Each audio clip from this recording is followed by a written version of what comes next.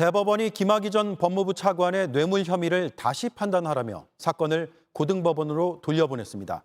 2심에서 실형을 선고했었는데 이 판결에 문제가 있다고 봤습니다. 결정적 증인이 법원에 나오기 전에 검찰에 불려가서 회유나 압박을 받고 진술을 바꿨을 수도 있다는 이유 때문입니다. 정종문 기자입니다.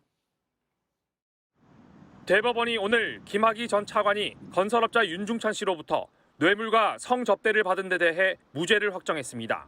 직무 관련성을 단정지을 증거가 부족하고 공소시효가 만료돼 처벌할 수 없다는 1, 2심의 판단을 받아들인 겁니다. 또 2심에서 김 전 차관이 사업가 최모 씨로부터 4,300만 원을 받은 부분을 유죄로 보고 징역 2년 6개월 등을 선고한 것도 다시 판단하라며 서울고법으로 돌려보냈습니다. 유죄의 결정적인 증거였던 최모 씨의 증언에 문제가 있다고 본 겁니다. 1심과 달리 2심에서 최 씨의 증언이 바뀌면서 김 전 차관에 대한 실형이 선고됐는데 이 증언을 믿을 수 있느냐가 쟁점이었습니다. 대법원은 김 전 차관의 손을 들어줬습니다. 법정 진술 전 검찰에 소환돼 면담하는 과정에서 회유나 압박, 답변 유도 등 영향으로 진술을 바꿨을 가능성을 배제하기 힘들다는 게 대법원의 설명입니다.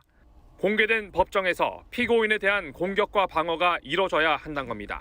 검사가 증인의 법정 진술에 영향을 미치지 않았음을 증명해야 증인의 법정 진술을 신빙할 수 있다는 내용의 최초 판결입니다.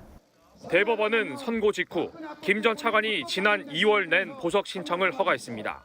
지난 10월 구속된 김 전 차관은 8개월 만인 오늘 오후 서울구치소에서 나왔습니다. 김 전 차관에 대한 파기환송심은 서울고등법원에서 진행될 예정입니다. 이제 검찰은 증인과 사전 면담한 과정에서 회유나 답변 유도를 하지 않았다는 사실을 입증해야 합니다.